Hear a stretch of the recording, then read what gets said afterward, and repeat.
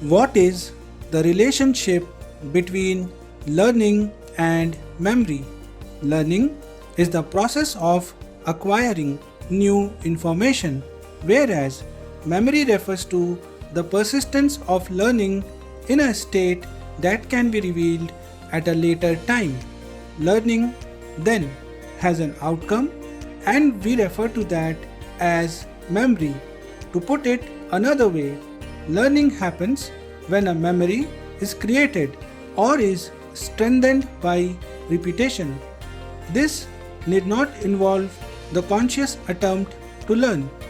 Learning can occur and performance can improve simply from more exposure to information or to a task.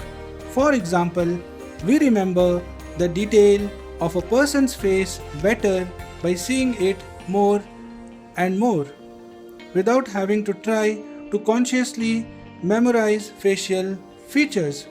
Learning and memory can be subdivided into major hypothetical stages.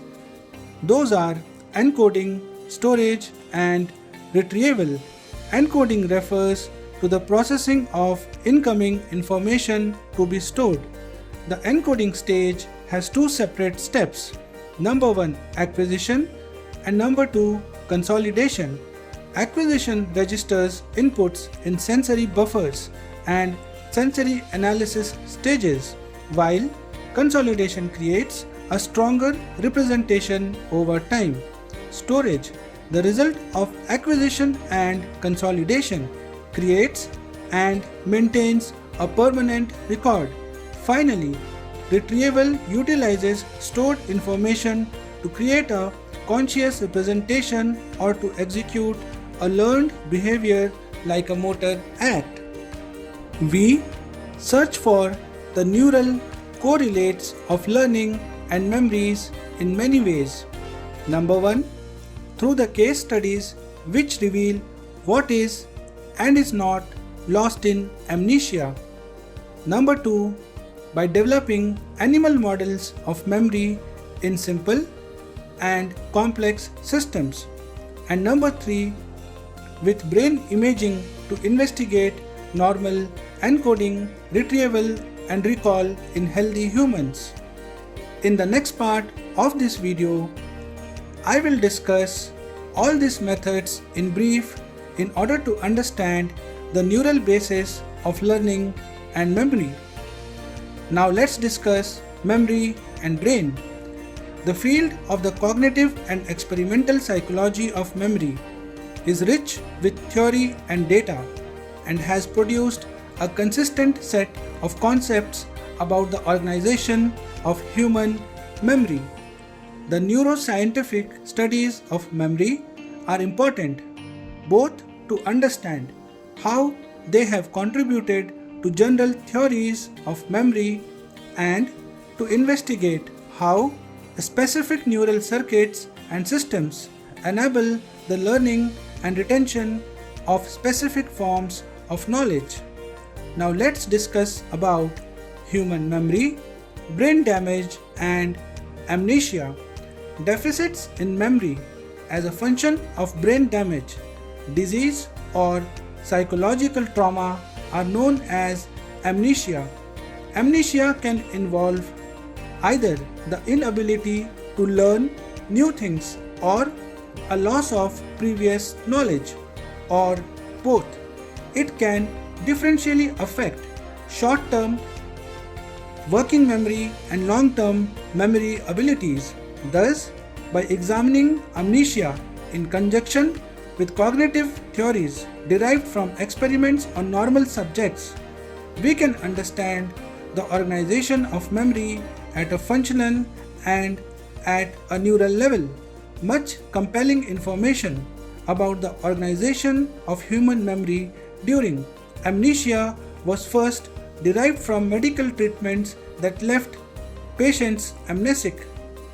The history is fascinating, and so let's begin by turning back the clock more than 50 years back. Let's discuss brain surgery and memory loss.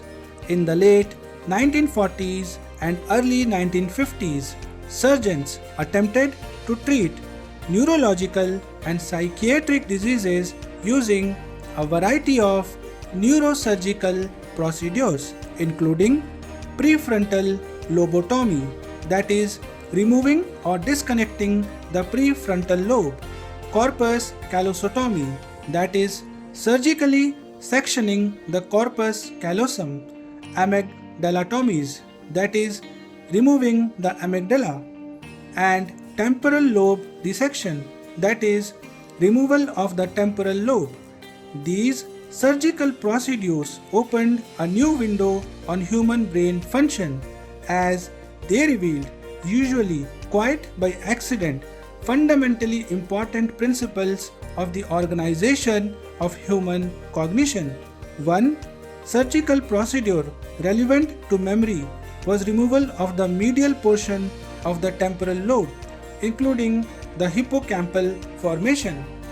In 1953, at a medical conference, the neurosurgeon William Beecher Scoville from the Montreal Neurological Institute reported on bilateral removal of the medial temporal lobe in one epileptic patient and several schizophrenic patients. Shortly thereafter, he wrote, bilateral resection of the uncus and amygdalum alone or in conjunction with the entire pyriform amygdaloid hippocampal complex has resulted in no marked physiologic or behavioral change, with the one exception of a very grave recent memory loss, so severe as to prevent the patient from remembering the locations of the room in which he lives, the names of his close associates, or even the way to the toilet. Scoville and psychologist Brenda Milner did the neuropsychological examination of 10 patients. Milner found that memory impairments in patients having medial temporal lobe dissections as part of their treatment were in relation to how much of the medial temporal lobe was removed. The farther posterior along the medial temporal lobe the resection was, the worse the amnesia. Strikingly, however, only bilateral resection of the hippocampus resulted in severe amnesia. In comparison, in one patient whose entire right medial temporal lobe, hippocampus and hippocampal gyrus was removed, no residual memory deficit was found. But the interesting patient was the young man who had bilateral medial temporal dissection. Let's study the case history of patient HM. HM was a young man who suffered from a difficult to treat form of epilepsy that progressed in severity during his teen years. Over the years, his physicians had treated him with the available drugs to minimize his seizures, but these drugs were largely ineffective for him. As his seizures worsened in his 20s, he decided to try a then radical new therapy that involved surgery. At that time, neurologists knew that many seizures originated in the medial portions of the temporal lobe and from there spread to other areas of the brain, leading to violent seizures and often loss of consciousness. It was also becoming increasingly clear that surgically removing the brain region in which the seizure activity originated, the so-called seizure focus, could help patients with epilepsy. The decision in HM's case was to remove his medial temporal lobe bilaterally in a procedure called temporal Lobectomy. Following recovery from this major neurosurgical procedure, HM's epilepsy did improve. The surgery was a success, both with regard to his surviving the risks associated with any surgery of the brain and with regard to the epilepsy. However, physicians, family, and friends began to realize that HM was experiencing new difficulties. For example, a year and a half after the surgery, which was performed in September 1953, HM displayed clear problems with his memory. Although it was April 1955 and HM was 29 years old, he reported his age to be 27. HM would say he did not remember ever meeting certain individuals, even when he actually spoke to them a few minutes earlier, and they merrily left the room, returning after a short delay. HM was profoundly amnesic, that is, he suffered from disorders of memory. However, HM did not have the kind of amnesia one sees depicted in television shows or movies, where the character has a total loss of all prior memories. Indeed, HM knew who he was and could remember things about his life, that is, up until a period prior to his surgeries. However, it became increasingly clear that HM could not form new long-term memories. Formal neuropsychological tests were performed on HM to establish the nature of his cognitive deficits. These tests showed that his intelligence was well above normal after the surgery. He also had no perceptual or language problems and seemed generally fine, with no changes in his personality or motivation. However, when memory tests were administered, HM scored well below normal.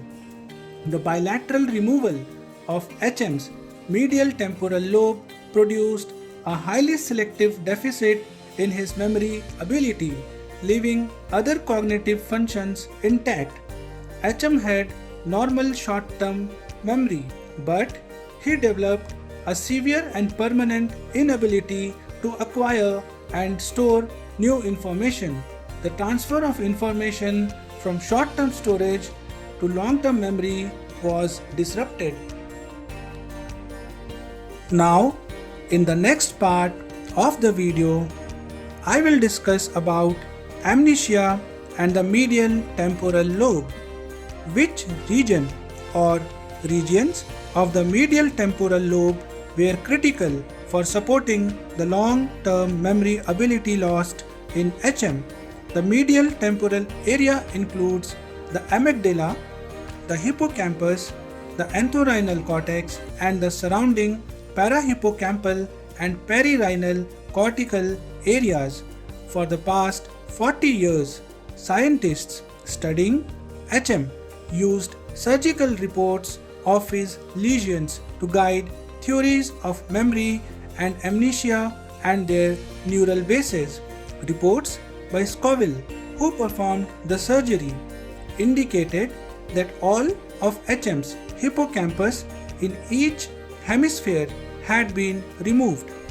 HM's brain and surgical lesions were re-evaluated with improved accuracy with high-resolution neuroimaging methods such as magnetic resonance imaging (MRI), and it was found that in addition to the hippocampus, some of HM's surrounding cortex was also removed. Is damage to the hippocampus sufficient to block the formation of new long-term memories? Consider another patient, RB, who lost his memory after an ischemic episode, that is, reduction of blood to brain. During bypass surgery, RB developed dense anterograde amnesia similar to HM's. He could not form new long-term memories. He also had retrograde amnesia that extended back 1 to 2 years, slightly less severe than HM's retrograde loss. After his death, RB's brain was donated for study, permitting a detailed analysis of the extent of his neuroanatomical damage. In RB's case, lesions were found to be restricted to his hippocampus. Within each hippocampus, RB had sustained a specific lesion restricted to the CA1 pyramidal cells. These findings in patient RB support the idea that the hippocampus is crucial in forming new long-term memories. RB's case also supports the distinction between areas that store long-term memories and the role of the hippocampus in forming new memories. Even though retrograde amnesia is associated with medial temporal lobe damage, it is temporally limited and does not affect long-term memories of events that happened more than a few years prior to the amnesia-inducing event. Now, let's discuss memory, consolidation, and hippocampus. Memories are solidified in long-term stores over days, weeks, months, and years. This process is referred to as consolidation, an old concept that refers to how long-term memory develops over time after initial acquisition. From a cognitive neuroscience perspective, consolidation is conceived of as biological changes that underlie the long-term retention of learned information, and we can ask what brain structures and systems support this process. Because damage to the medial temporal lobe does not wipe out most of the declarative memories formed over a lifetime, we know that the hippocampus is not the repository of stored knowledge. Rather, the medial temporal lobe appears to support the process of forming new memories. That is, the hippocampal region is critical for the consolidation of information in long-term memory. The strongest evidence that the hippocampus is involved in consolidation comes from the fact that amnesics have retrograde amnesia for memories from 1 to a few years prior to the damage to the medial temporal lobe or diencephalon, a pattern that does not support a storage role but rather a role in consolidation. What might consolidation entail at the neural level? One idea is that consolidation strengthens the associations between multiple stimulus inputs and the activations of previously stored information. The hippocampus is hypothesized to coordinate these strengthening, but the effects are believed to take place in the neocortex. The idea is that once consolidation is complete, the hippocampus is no longer required for storage or retrieval. Nonetheless, keep in mind that although the memories are stored in the neocortex, the hippocampus is crucial for consolidation. Alcoholic Korsakov's syndrome and diencephalic amnesia. The medial temporal lobe is not the only area of interest in human memory. Amnesia emerges from brain damage in other regions too. For example, damage to midline structures of the diencephalon of the brain causes amnesia. The prime structures are the dorsomedial nucleus of the thalamus and the mammillary bodies. Damage to the entire midline subcortical regions can be caused by stroke, tumors, and metabolic problems like those brought on by chronic alcoholism as well as by trauma. In the last half of the 19th century, the Russian psychiatrist Sergei Korsakov reported an anterograde and retrograde amnesia associated with alcoholism. long-term alcohol abuse can lead to vitamin deficiencies that cause brain damage. Patients suffering from alcoholic Korsakoff's syndrome have degeneration in the diencephalon, especially the dorsomedial nucleus of the thalamus and the mammillary bodies. It remains unclear whether the dorsomedial thalamic nucleus, the mammillary bodies, or both are necessary for the patient's amnesia. Nonetheless, damage to the diencephalon can produce amnesia. Now, let's discuss anterior and lateral temporal lobes and memory. If, as suggested earlier, the neocortex is crucial for storage of memories, then it should be possible to demonstrate retrograde amnesia with cortical damage. Even though most amnesias are anterograde, in line with this proposal, amnesia can be caused by damage to the regions of the neocortex. One region of special interest is the temporal neocortex outside the medial temporal lobe. Lesions that damage the lateral cortex of the anterior temporal lobe near the anterior pole lead to a dense amnesia that includes severe retrograde amnesia. In such cases, the entorhinal cortex and perihippocampal cortex may be involved.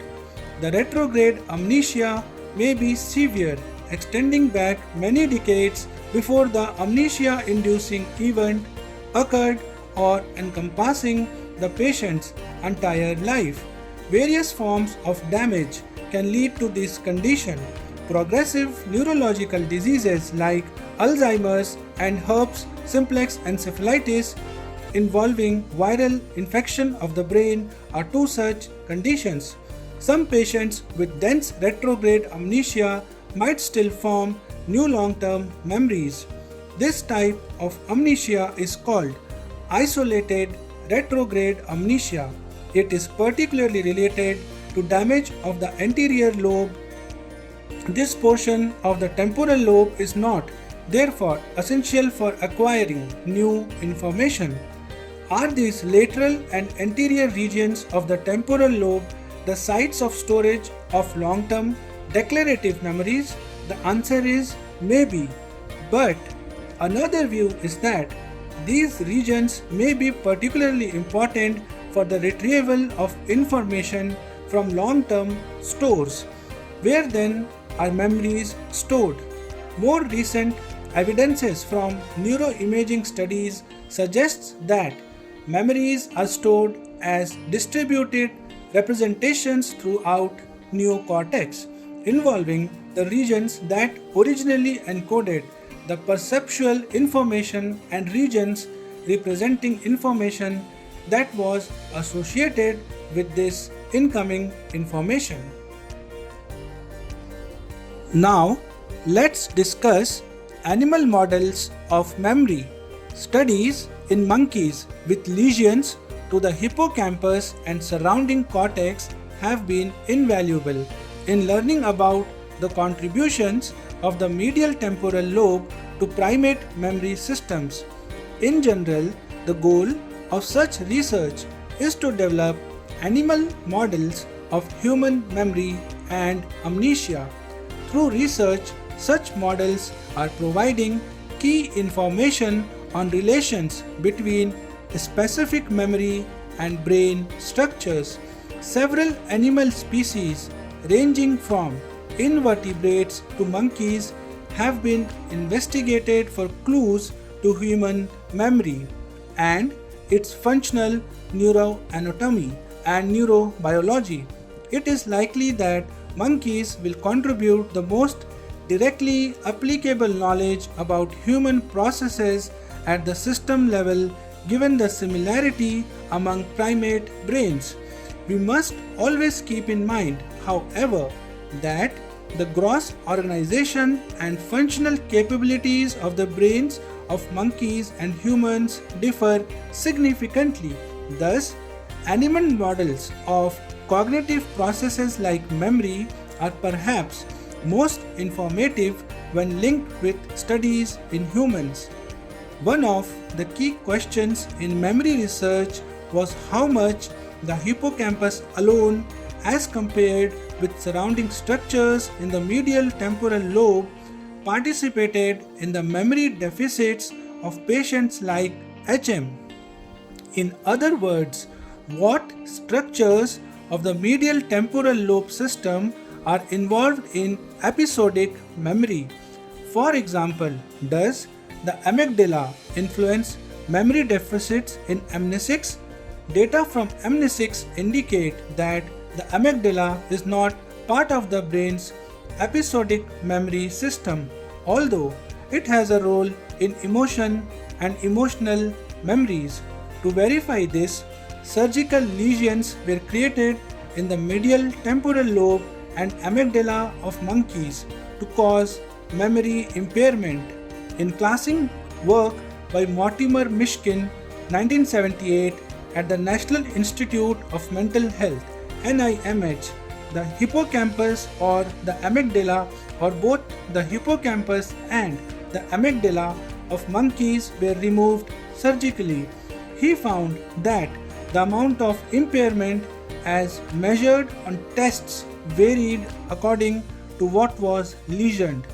In his early work, Mishkin found that in the monkey, memory was impaired only if the lesion included the hippocampus and amygdala. This led to the idea that the amygdala was a key structure in memory. The idea does not fit well with data from amnesics like RB, who had anterograde amnesia caused by a lesion restricted to neurons of the hippocampus and no damage to the amygdala. Stuart Zola and colleagues at the University of California at San Diego investigated this dilemma. They performed more selective lesions of the brains of monkeys by distinguishing between the amygdala and the hippocampus, as well as the surrounding cortex near each structure. They surgically created lesions of the amygdala, the entorhinal cortex or the surrounding neocortex of the parahippocampal gyrus and the perirhinal cortex. They found that lesions of the hippocampus and amygdala produced the most severe memory deficits only when the cortex surrounding these regions was also lesioned. When lesions of the hippocampus and amygdala were made but the surrounding cortex was spared, the presence or absence of the amygdala lesion did not affect the monkey's memory. The amygdala then could not be part of the system that supported the acquisition of long-term memory. In subsequent investigations, Zola and his colleagues selectively created lesions of the surrounding cortex in the perirhinal, entorhinal and parahippocampal regions. This worsened memory performance in delayed non-matching to sample tests. Follow-up work showed that lesions of only the parahippocampal and perirhinal cortices also produced significant memory deficit. How does this make sense in relation to RB's profound anterograde amnesia, with damage limited to the hippocampus and not involving the surrounding parahippocampal or perirhinal cortex? The parahippocampal and perirhinal areas receive information from the visual, auditory, and somatosensory association cortex and send these inputs to the hippocampus and from there to other cortical regions. The hippocampus cannot function properly if these vital connections are damaged.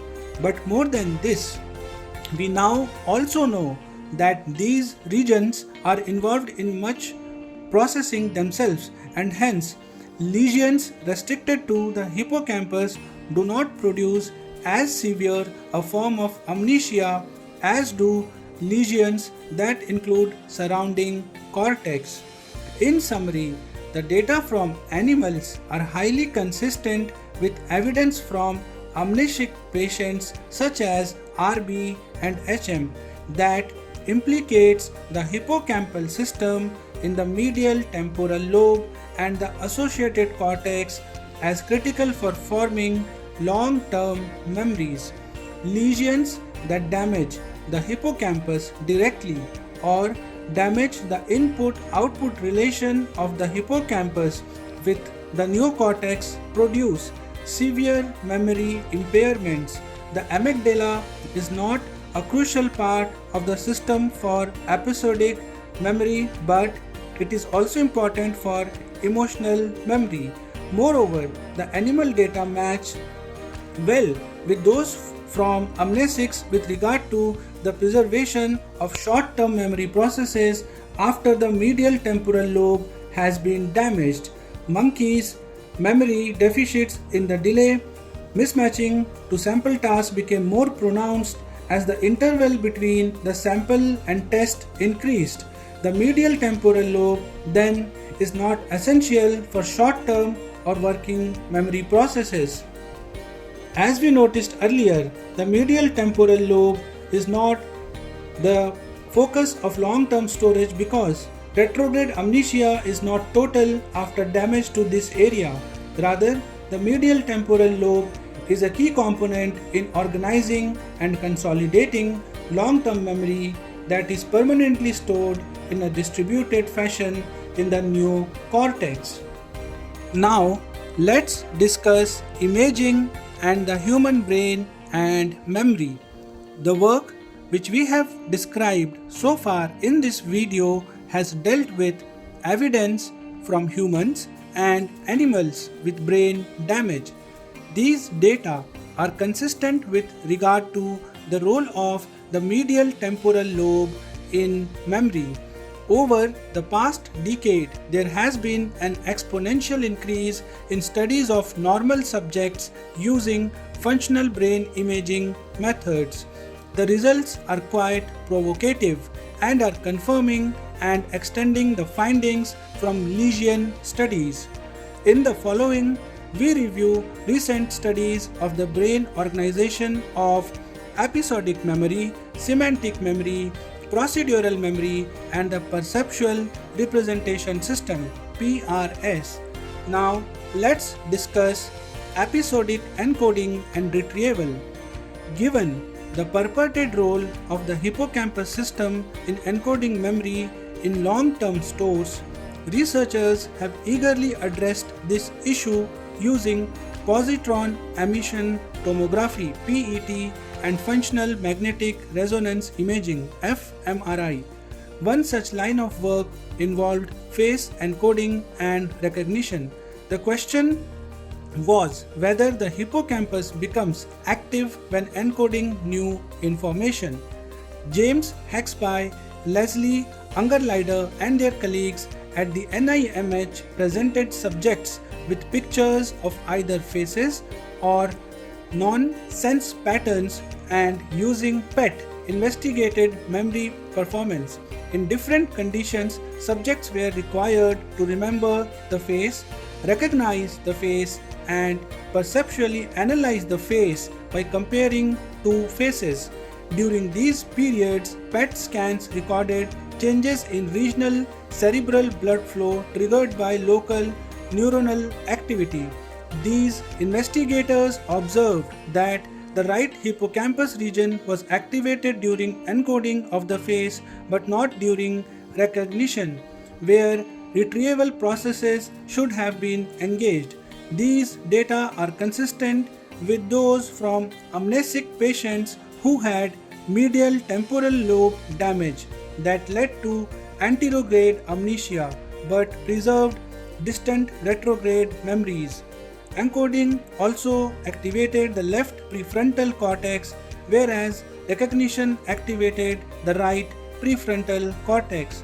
Thus, we have more support for the hippocampus's role in memory as well as possible support for hemispheric asymmetries in memory functions. Encoding and retrieval processes were lateralized in the left and right hemispheres, respectively, giving rise to a model with the acronym of HERA, which stands for Hemispheric Encoding Retrieval Asymmetry. This model represents the idea that encoding involves the left hemisphere more than the right, and retrieval involves the right hemisphere more than the left. Both processes predominantly involve the dorsolateral prefrontal cortex. In encoding and retrieving information from long-term memory, neocortical areas were the most activated. Some more recent studies made use of event-related fMRI methods to track the processing of individual items as a function of the success of the encoding, as indexed by later memory performance. Anthony Wagner and his colleagues at MIT, Harvard University, and Massachusetts General Hospital, and John Gabrielli and his colleagues at Stanford conducted such studies.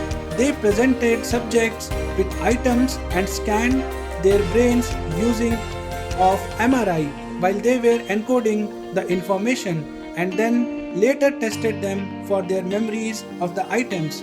Each research group found that event-related responses were larger in prefrontal and medial temporal regions during encoding of words or pictures that were later remembered.